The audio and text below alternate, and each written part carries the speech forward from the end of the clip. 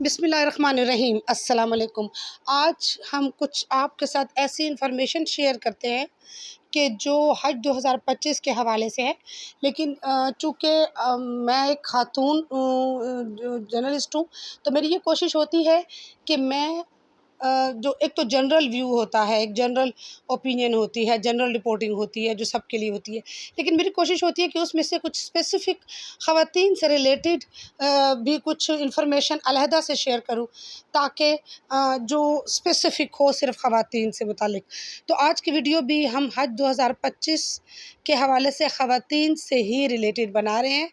एक तो उनके शरई मसाइल हैं, शरई मसाइल पे हम बाद में बात करेंगे, वो हम किसी एक्सपर्ट के साथ इंटरव्यू करके तो आपको मालूमात देंगे। लेकिन अभी हज 2025 की तैयारियां हैं इंतज़ामी हवाले से, उसकी तफसील आपको बताते हैं। आप काइंडली हमारे साथ रहिए, हमारे चैनल को सब्सक्राइब कर लें और बेल आइकन प्रेस कर दें ताकि आपको नोटिफिकेशन मिलता रहे और मालूमात में पहुंचती रहे। जबकि ये जो मेरी वीडियो है ये आप मर्द हजरात ज़रूर देखें, क्योंकि हमारे यहाँ अक्सर ऐसा होता है कि चूँकि इंतज़ामी मामलात मर्दों ने संभालने होते हैं, तो वो अक्सर ख़वातीन से मुतल्लिक़ तमाम तर फ़ैसले उन्होंने ही करने होते हैं।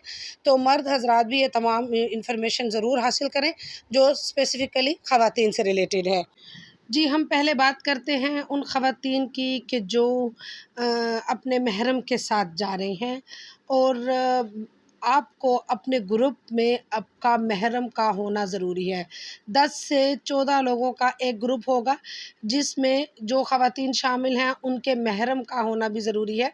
जी, महरम की तफ़सील हम आपको बताएँ, जो कि वज़ारत मज़हबी अमूर ने ये लिस्ट जारी की थी कि महरम वो अफ़राद जिनसे आपका शरई पर्दा नहीं है। उनमें शोहर, वालिद, भाई, बेटा, दामाद, दादा, नाना, ससुर, चचा, मामू, भतीजा, भांजा, पोता, नवासा शामिल हैं।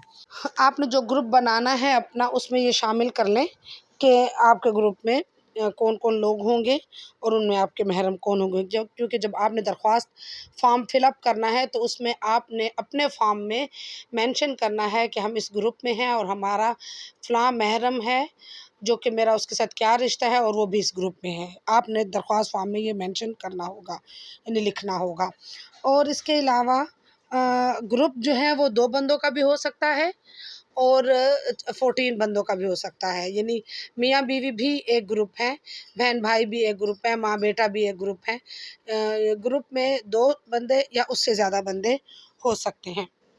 अब हम आपको बताते हैं कि वो ख़वातीन जो कि बग़ैर महरम के जाना चाह रही हैं हज के अदायगी के लिए, या उनके पास महरम अवेलेबल नहीं है किसी भी वजह से, तो जो साल 2023 है उसमें सऊदी हुकूमत ने यह पाबंदी हटा दी थी कि आप ज़रूरी तौर पर महरम के साथ आएँ। लेकिन साल 2023 में पाकिस्तान से महरम के बगैर ख़वातीन हज पर नहीं जा सकती थी, और 24 में पिछले साल ख़वातीन को इजाज़त दी गई है इस्लामी शरीयत कौंसिल की इजाज़त से कि वो हज पर बग़ैर महरम के जा सकती हैं। लेकिन उसकी कुछ शराइत हैं, जिसमें सबसे बड़ी शर्त ये है कि आपने एक प्रोफार्मा फ़िल करके, एफ़िडेविट फ़िल करके देना होगा वज़ारत को दरख्वास्त के साथ कि मैं अगरचे बग़ैर महरम के जा रही हूँ, लेकिन मेरे जो महरम हैं, जिनमें आपका भाई, आपका बाप या फिर आपका शौहर शामिल हैं, उनमें से कोई एक बंदा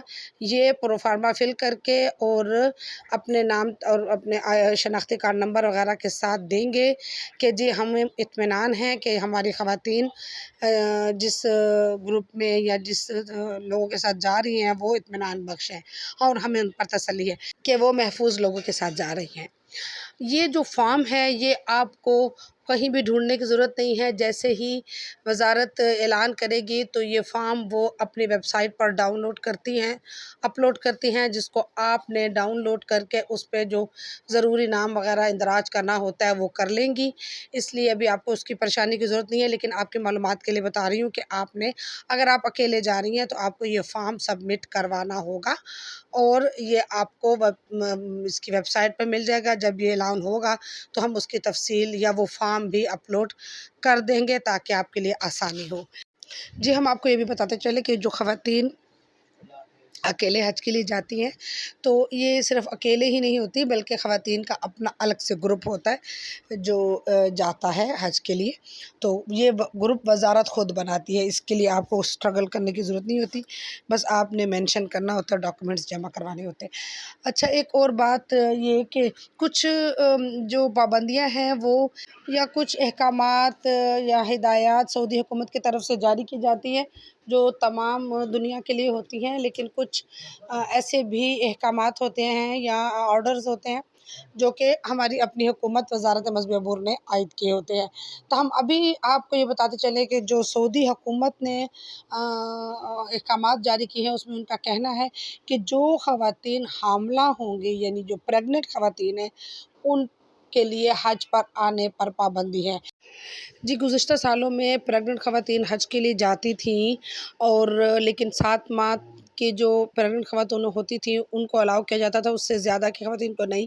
لیکن اس مرتبہ سعودی حکومت نے یہ مینشن نہیں کیا کہ کتنے منتھ کی اگر پریگننٹ خاتون ہے تو وہ حج کے لیے آ سکتی ہے۔ اس کا مطلب یہ ہوا کہ بالکل وہ جو پریگننٹ خواتین ہیں، جو حاملہ خواتین ہیں، وہ بالکل بھی حج کے لیے نہیں جا سکیں گی۔ خیر، تھوڑا سا ٹائم اور گزرے گا تو وضاحت اور بھی سامنے آ جائے گی، لیکن یہ تو کنفرم ہے کہ سعودی حکومت نے کہا ہے کہ پریگننٹ خواتین حج کے لیے نہیں جا سکتی۔ گزشتہ سال 2024 میں بہت سی خواتین ایسی تھیں، یعنی تقریباً 4-5 خواتین تو ایسی تھیں کہ جن کی بچوں کی ولادت حج کے ان 5 دنوں کے درمیان میں ہوئی۔ تو اس طرح کے ایشوز آئے، لہٰذا انہوں نے پابندی لگا دی ہے۔ اس کے علاوہ وہ خواتین یا مرد حضرات بھی کہ جن کے نام ECL یعنی ایگزٹ کنٹرول لسٹ میں شامل ہیں، وہ بھی حج کے لیے نہیں جا سکیں گے، اور ایسی خواتین کہ جن کو عدالت نے پاکستان سے باہر سفر کرنے پر پابندی لگا رکھی ہے، وہ بھی حج کے لیے نہیں جا سکیں گی۔ اور وہ خواتین جن کے بچے شیر خوار ہیں اور وہ اپنا دودھ پلاتی ہیں اپنے بچوں کو، تو وہ ان کو بھی سوچنا پڑے گا کہ اگر وہ حج کے لیے جاتی ہیں تو اپنے شیر خوار بچے کو ساتھ لے کے نہیں جائیں گی، کیونکہ 12 سال سے کم عمر بچوں پر پابندی ہے۔ تو جو عمر کی حد ہے وہ تو انہوں نے نہیں بتائی کہ یعنی 6 ماہ کے بچے سے لے کے 12 سال کے بچے تک، یا کوئی حد نہیں بتائی، صرف یہ کہا ہے کہ 12 سال سے کم عمر بچے پر حج پر آنے پر پابندی ہے۔ اس میں شیر خوار بچے بھی شامل ہو جاتے ہیں، تو اس کے متعلق بھی آپ کو سوچنا پڑے گا۔ اگر آپ کے بچے بہت چھوٹے ہیں، شیر خوار ہیں، تو ان کو ساتھ لے کے جانے کا ایشو ہوگا، چھوڑ کے جانے کا ایشو ہوگا، تو اس کو بھی آپ کو ایک نظر دیکھنا ہوگا۔ اور آپ کا الگ سے بینک اکاؤنٹ ہوگا، جو آپ کا اپنا نمبر ہوگا اکاؤنٹ کا، آپ نے اپنی درخواست فارم میں وہی اکاؤنٹ نمبر جمع کروانا ہوگا۔ آپ نے اپنی درخواست فارم میں اپنے شوہر، بیٹے، بھائی، کسی کا بھی اکاؤنٹ نمبر جمع کروانے کی لکھوانے کی اجازت نہیں ہے۔ آپ نے اپنا الگ سے بینک اکاؤنٹ کھولنا ہے، اور اگر پہلے سے کوئی اکاؤنٹ ہے تو وہی آپ نے اکاؤنٹ نمبر اس میں ایڈ کر دینا ہے درخواست میں۔ اور بہت زیادہ ضروری ہے کہ ہمارے یہاں خواتین کے موبائل فون کے استعمال کی شرح بہت زیادہ کم ہے۔ آپ جب حج پہ جا رہی ہیں تو ضرور ابھی سے ایک اسمارٹ فون لے لیں، اس کی پریکٹس کریں، اس پہ آپ میپ کا طریقہ سیکھیں کہ اگر آپ نے کہیں جانا ہے تو کس طرح سے آپ اپنا شہر، اپنا مکتب ڈھونڈ سکتی ہیں۔ اب تمام کا تمام حج پاکستان سے جانے سے لے کر واپس آنے تک سعودی حکومت کی طرف سے بھی تمام تر حج جو ہے وہ ڈیجیٹلائزڈ ہو گیا ہے۔ آپ کو بہت ضروری ہے کہ آپ اپنا یہ ٹچ موبائل جو ہے، جس کو اسمارٹ موبائل فون کہتے ہیں، وہ لیں، اس کا استعمال سیکھیں، اب تاکہ آپ کے لیے پریشانی نہ ہو، اور آپ کا حج کا سفر اور آپ کے ساتھ آپ کے جانے والوں کا حج کا سفر بھی متاثر نہ ہو۔ اب اجازت دیجیے، اللہ آپ کا حامی و ناصر اور مددگار ہو۔